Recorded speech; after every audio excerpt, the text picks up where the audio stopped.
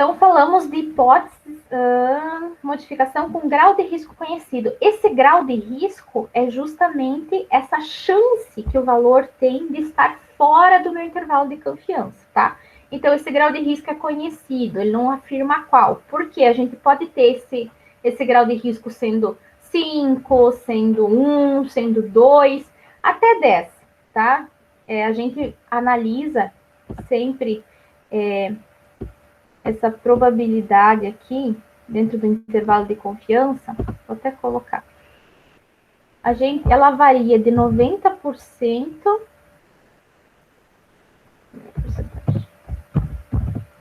a 99%, tá? Então, geralmente, nós vamos ter esse valor aqui, valor de alfa, lembram? É o nosso alfa, que é justamente o nosso nível de significância. Esse nosso nível de significância dado por alfa, então ele pode variar de 1% até, deixa eu colocar certinho, de 10% para vocês associarem, a 1%. Por quê? O somatório de toda essa área é o 100%, né? Então, quando eu tenho aqui o centro de 90%, eu vou ter as regiões críticas, o somatório delas, de 10%. E assim sucessivamente, né? Quando eu chego a 99% aqui de confiabilidade, eu tenho a alfa, que é o somatório dessas duas regiões, de 1%, tá? Revisando rapidamente para a gente seguir aqui. Então, nós formulamos sempre duas hipóteses. H0, quando eu considero H0, eu calculo o meu Z, né? Vou calcular lá o meu valor do Z. E aí, quando eu faço esse cálculo, o que acontece aqui com a nossa, com o nosso Z? O nosso Z, ele vai estar aqui dentro, tá? Então, sempre que eu falo em H0, o meu valor que eu vou calcular, ele vai ser considerado igual à média que eu tenho de referência, ok? Por quê? Porque nesse H0 eu estou considerando que o valor que eu calculei, ele está aqui dentro. Então, ele está dentro do meu intervalo de confiança. Ele faz parte, ele é igual, né? Não é um valor igual absoluto, mas dentro desse nível de erro, de significância, de grau de risco, eu posso afirmar que estão dentro do mesmo intervalo de confiança, tá? Seguimos aqui. E a hipótese alternativa quer dizer que eu estou considerando que o dado que eu calculei seja diferente, né? Testei e o dado que eu calculei é diferente do valor que eu tinha anteriormente. O que isso está dizendo? Que o dado que eu calculei está nessa região crítica aqui, ou seja, está fora do meu intervalo de confiança. Fechou? Então, vamos lá como que nós calculamos isso, né? Então, vamos dar sequência aqui. Vou abrir a janela aqui. Muito bem.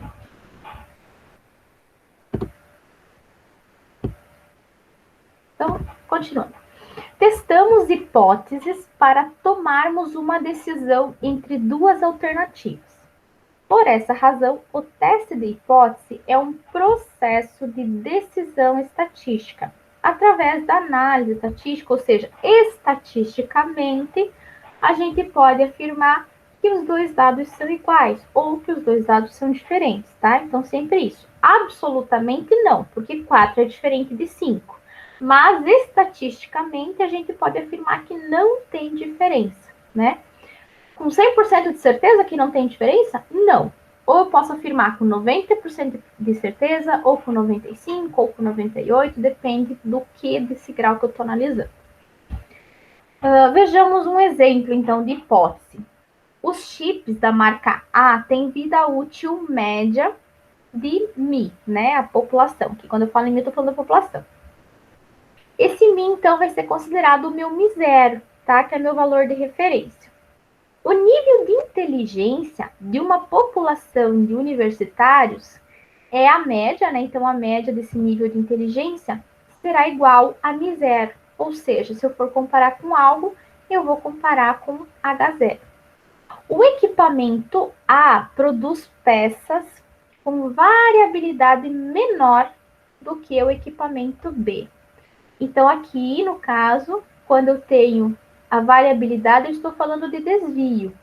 Então, o que eu vou analisar com relação aqui aos meus dados de intervalo é o desvio. Será que esse desvio de A realmente é menor do que o desvio de B? Esse caso já muda um pouquinho. Por quê? Quando a gente fala em menor, nós trabalhamos com uma cauda só, ou seja, só um lado, né? Se o desvio de A é menor do que o de B, eu vou considerar que o desvio de A é isso aqui, vou ter um intervalo X, e o desvio de B vai poder ser qualquer valor à direita, tá? Então, muito cuidado com essas interpretações. Outro exemplo. O aço produzido pelo processo A é mais duro que o aço produzido pelo processo B. Da mesma forma, só que agora o que nós temos aqui? O processo B, né, aí nós estamos falando com média e não com desvio, então o parâmetro que nós vamos analisar aqui é a média. Quando eu falo que o processo de A é mais duro do que o aço produzido pelo processo B, eu vou analisar, o que isso aqui? Eu vou analisar um lado da cauda só, né? Porque se eu considero que ele é mais duro, o processo A ele é mais duro, então ele pode ser maior, não pode ser igual, mas maior do que todo o processo B, né? Maior as médias. Então, o que eu posso fazer? Posso considerar o processo e toda essa parte, se eu analisar a questão de dureza, né? Se eu tiver os testes, os dados de dureza, eu posso afirmar que o A será realmente mais duro se o dado, quando eu calcular as amostras, estiver em qualquer espaço desse intervalo aqui até o infinito, né? Então, conforme a informação que a gente tem, é a maneira que nós vamos organizar aqui o nosso gráfico para então calcular o nosso valor de Z e testar as hipóteses, tá? Então, podemos apresentar as hipóteses que englobam a maioria dos casos como sendo. Aqui tem mais um errinho no livro, tá? Aqui, como que nós temos testes bilaterais? Testes bilaterais é isso que eu mostrei, né? Descrevi não, que eu mostrei graficamente aqui à direita. O que é isso? Bilateral, nós temos duas caudas, dois lados, certo? Bilateral. O que isso nos diz? Se o parâmetro que eu amostrei, ele for igual ao parâmetro de referência, que é o da população, geralmente, né? Então, esse dado, o meu parâmetro aqui calculado, ele vai estar dentro desse intervalo de confiança aqui, ok? E aí, aqui não é maior, aqui é diferente, tá? Então, faça uma observação aí, senão depois eu confundir a cabeça de vocês. Por que não é só maior? Porque percebam que se eu considerar que o parâmetro seja maior do que o de referência, eu vou considerar somente essa cauda aqui, né? Esse só será a minha região crítica, porque ele poderá ocupar qualquer um desses dados aqui, o que não é verdade. Porque se ele está fora do meu intervalo de confiança, eu tenho valores também aqui desse lado, ou seja, valores menores, que são diferentes da minha média, do meu desvio, enfim, do meu parâmetro que eu estou analisando, e também tenho valores acima que estão fora, né, desse nosso H0, dessa hipótese, desse parâmetro que eu estou analisando. Então, aqui ao invés de maior, é diferente, tá? Então, o símbolozinho ali de diferente. H1 vai ser o quê? Vai considerar que o meu parâmetro que eu analisei é diferente do parâmetro da população, ok? Então, corrijam aí. Se é diferente, ora, se ele é diferente, que coisa, sempre fica abrindo outro. Se ele é diferente, ele está fora do intervalo de confiança, ou para cima ou para baixo, ok? Isso é um teste bilateral, quando eu tenho a condição que é diferente, ou o sinal diferente. Seguindo, quando nós temos testes unilaterais à direita, né? Olhem aqui sempre a setinha, né? A setinha indica o lado que vai estar a cauda, tá? Então, para testes unilaterais à direita, eu vou ter sempre essa configuração. Em que? Deixa eu tentar mostrar aqui para vocês, tá? Nós temos, quando o meu parâmetro que eu estou analisando na minha amostra for igual ao parâmetro da população, ele está dentro do meu intervalo, ok.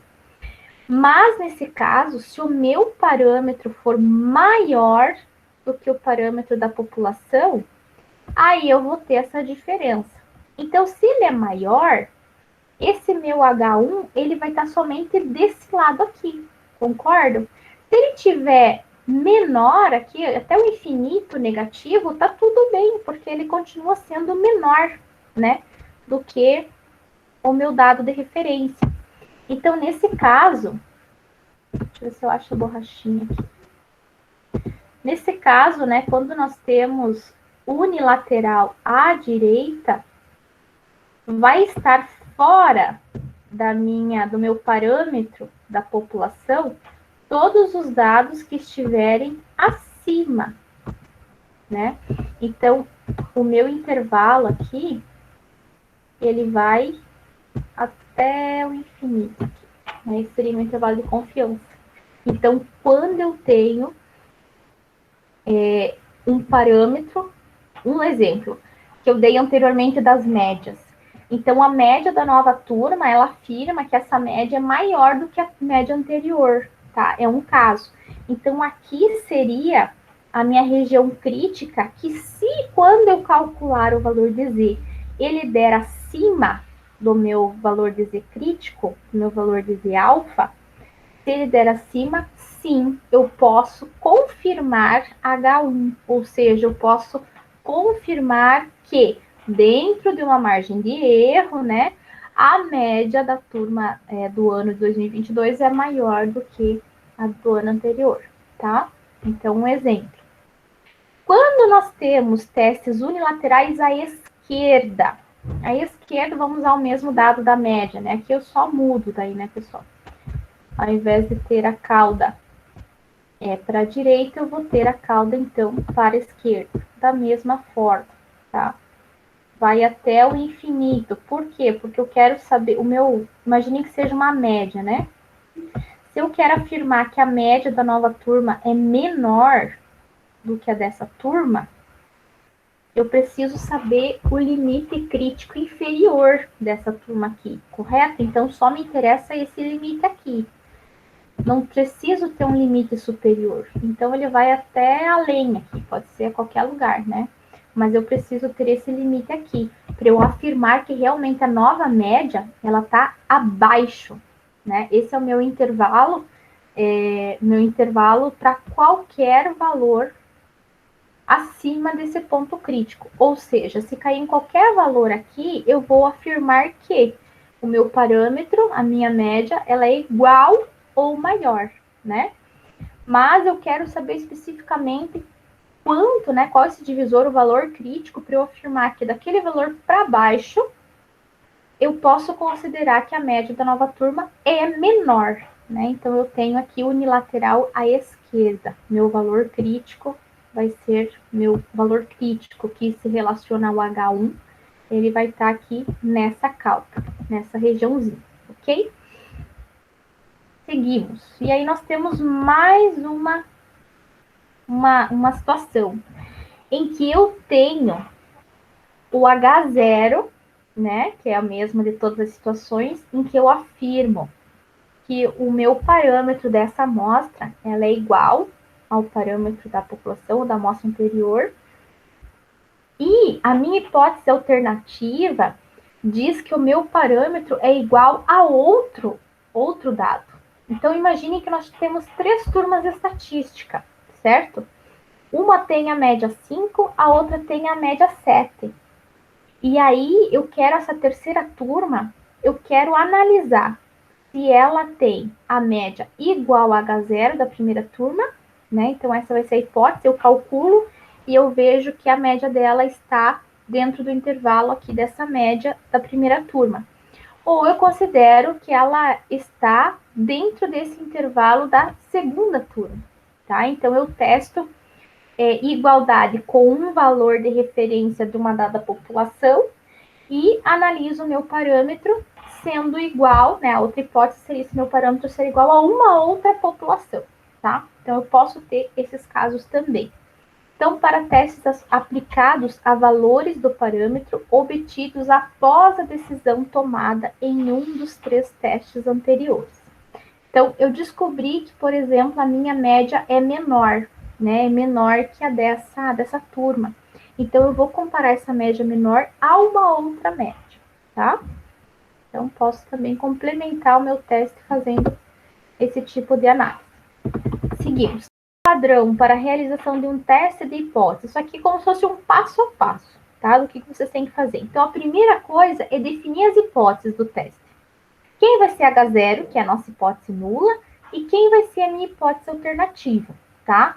Se eu quero comparar se é maior ou igual, se é diferente, então primeiro eu tenho que definir. E muito cuidado com isso, né? Eu tenho que definir de forma correta quem vai ser H0 e quem vai ser H1.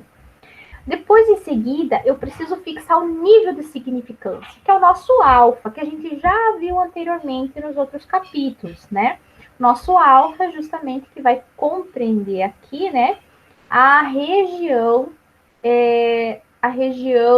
de rejeição ou a região em que eu tenho esses dados críticos, né, que vai corresponder então ao nosso H1, tá? Então, esse é o meu nível de significância, que está aqui. Pode ser 10, pode ser 8, pode ser, enfim. Ele vai variando aí, geralmente, de 10% até 1%. Levanta-se uma amostra de tamanho N. Então, esse é o segundo passo, né? Coleta essa amostra de tamanho N. No caso, nos exercícios, vocês vão ter esses dados de amostra, né? E calcula-se a estimativa do parâmetro que eu quero. Então, se é média, se é desvio, o que eu quero comparar? É a média das notas? Então, eu vou lá calcular a média, né? Média aritmética, tá? Então, primeiro tem que calcular esse parâmetro da minha amostra. Depois, usa-se para cada tipo de teste uma variável cuja distribuição amostral do estimador do parâmetro seja a mais concentrada em torno do verdadeiro valor do parâmetro. Isso aqui é o que vocês vão utilizar para determinar, se eu estou falando de média, qual é a minha média de referência, tá? Depois disso, eu calcula-se com o valor do parâmetro, dado por H0, o valor crítico, né? Esse parâmetro aqui, sempre da população, eu vou considerar o valor crítico. Quem que é o valor crítico? Esse limite aqui, geralmente é dado por Z, né? E o valor observado na amostra, o valor calculado. Gosto de usar o valor calculado. Então, quem são esses valores? A gente já viu isso no capítulo anterior, a gente já calculou. Esse valor crítico, lembra que a gente determinava aqui o Z de alfa, né? Esse Z de alfa é o nosso valor crítico. Então, a gente faz um cálculo em cima dos dados que a gente tem, né? Diferença, lembram qual era o cálculo do Z? Diferença do meu dado amostral com o meu dado da população, dividido pelo meu desvio da média amostral, ok? Calculo isso, eu tenho, eu vou colocar aqui, o meu Z calculado. Então, Z calculado, acho que eu confundi agora a mente de vocês. O Z calculado era em cima do parâmetro da média, vamos usar a média, da população da amostra menos a média da minha população dividido pelo desvio da média amostral. Lembra que esse desvio aqui da média amostral. Esse é o Z calculado, tá? Que é o valor aqui que ele chama de valor observado ou valor calculado. Esse valor calculado, esse Z calculado, eu vou comparar com esse meu Z crítico. Quem que é o Z crítico? O Z crítico é em cima desse percentual aqui, lembram? Esse percentual, eu transformo ele num valor decimal, considerando 0,5 aqui, né?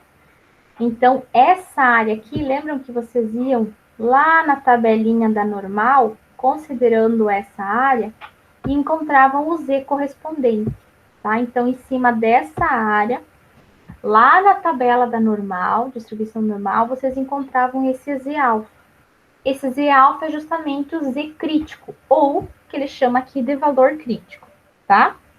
Então, seguimos. Então, o próximo passo seria eu encontrar esse valor crítico e depois calcular aqui o meu valor observado ou calculado da amostra. Tendo esses valores, o próximo passo seria fixar as duas regiões. Então, quem são as duas regiões, né? Essa região central, aqui que eu vou fazer uma distribuição bilateral, tá? Para a gente nomear as regiões aqui, talvez fique mais fácil para vocês entenderem. Então, nós temos duas regiões nesse nosso gráfico, tá? Que o prof já deu já fez uma observação ali bem no começo, quem eram essas regiões, né? Então, tá. Essas regiões em vermelho, né? Que é a região crítica, ela vai ser nomeada, né? A gente já colocou ali, já deu um spoiler, de RC. Então, é uma região crítica. Essa região, quando o meu dado calculado, ele cai lá no gráfico, quando eu vou colocar ele nesse gráfico, e ele cai aqui nessa região, imagine que o nosso Z calculado deu aqui, ó. Calculei nosso Z calculado deu aproximadamente nesse espaço. Ele caiu numa região crítica. Se ele cai numa região crítica, essa região crítica, ela está relacionada com o nosso H1. Deixa eu fazer colapso aqui. Então, quando eu faço análise e eu tenho esse dado caiu nessa região crítica, eu sempre vou considerar o meu H1. Tá? Cuidado, porque aí você tem que colocar quem é o teu H1 de forma correta, né? O teu H1 tem que ser compatível com a região crítica que você está analisando. Se eu calculei, se esse meu cálculo aqui de Z, ele caiu, né? Eu coloco ele lá no meu gráfico e ele corresponde ao espaço designado aqui, ó. Correto? Se esse meu Z calculado, por essa forma, ele corresponder a um dado nesse intervalo aqui, opa, peraí, ele está dentro, ao invés de RC, ele está dentro da R, M, R, que eu chamo, que é região de não rejeição ou de não crítica. O que isso quer dizer? Que eu estou me referindo ao que eu coloquei no meu H0, que é a minha hipótese de que o meu parâmetro da minha população corresponde, ou seja, é igual estatisticamente ao meu dado da minha população, né? O meu dado amostral, ele é igual estatisticamente ao dado que eu tinha da população, ok? Então, essas duas regiões. A região correspondente ao meu H0, região de não rejeição, então eu defino isso aqui no meu gráfico, e a região crítica, que é, se o meu dado cair aqui, eu vou, então, aceitar a minha hipótese segunda alternativa, que é o H1, ok? Muito bem, que é o que ele conclui aqui, ó. Então, se o valor observado, ou seja, aquele que eu calculei, o Z calculado, ele pertence, lembra desse sinalzinho, né? Ele pertence à região de não rejeição, ou seja, aqui de não rejeição, calculei, pertence à região de não rejeição, a decisão é de não rejeitar o valor, ou seja, considero o meu H0. Né? Então, a gente diz que nesse caso, a gente aceita esse H0, ou seja, a gente aceita a hipótese descrita em H0. Se o meu V calculado pertence à região crítica, que é nesse caso aqui, ó, pertence à região crítica, a decisão é rejeitar H0. Por que eu rejeito H0? Porque eu estou aceitando H1, né? Eu não posso aceitar as duas hipóteses. Lembra, a hipótese de um trabalho, né? Você determina uma hipótese, né? Uma justificativa para algum evento, e ou você aceita ela, você chega ao final do trabalho e você conclui que realmente faz sentido, né? Ou você não aceita, tá? Aqui é assim. Se você aceita uma hipótese, que é H1, por exemplo, automaticamente você está rejeitando a primeira hipótese, que é H0. Se você aceita H0, você está rejeitando H1, tá? Seguimos. Devemos observar que quando se fixa o valor de alfa, que está aqui, que é o nosso nível de significância, determinamos para os testes bilaterais, por exemplo, valores críticos tabelados. Então, esses valores críticos tabelados é aquele Zzinho, né, o Z alfa que vocês encontram lá na tabela, ok? Então, aqui, quando o meu V calculado, ou seja, o meu Z calculado, vamos olhar para esse lado aqui, tá? Onde todos os dados são positivos, dados de Z. Então, quando esse meu Z calculado, aqui, ele for menor que o meu Z alfa, eu concluo que eu tenho o meu dado dentro da região de não rejeição. Que é exatamente o que nós temos aqui. O nosso Z alfa está aqui, correto? Nosso Z alfa. Então, quando o meu Z calculado ele for menor, ele vai estar à esquerda do Z alfa, ou seja, vai estar dentro da região de não rejeição, tá? Se o meu dado calculado ele for maior ou igual ao meu alfa, né, ao meu Z alfa, eu vou ter o meu dado dentro desse espaço aqui, ou seja, ele vai estar à direita ou exatamente, né, em cima desse Z crítico, desse ponto crítico. Então, eu concluo que o meu dado ele está dentro da região crítica, certo? Então, não precisam decorar isso aqui, tá? Por quê? Porque vocês vão representar o gráfico e vão concluir em cima dos dados que vocês alocarem no gráfico, tá? Não precisam decorar isso aqui, fechou? Aqui ele traz o alfa, né? O alfa é quem? É o nível de significância. Então, se eu tenho ele dentro desse espaço de RC, que é correspondente ao meu nível de significância, né? Ou se eu tenho ele fora desse espaço, que seria em todo o espaço restante, que é essa parte aqui do meio, que é dada por 1 menos o alfa, né? Então,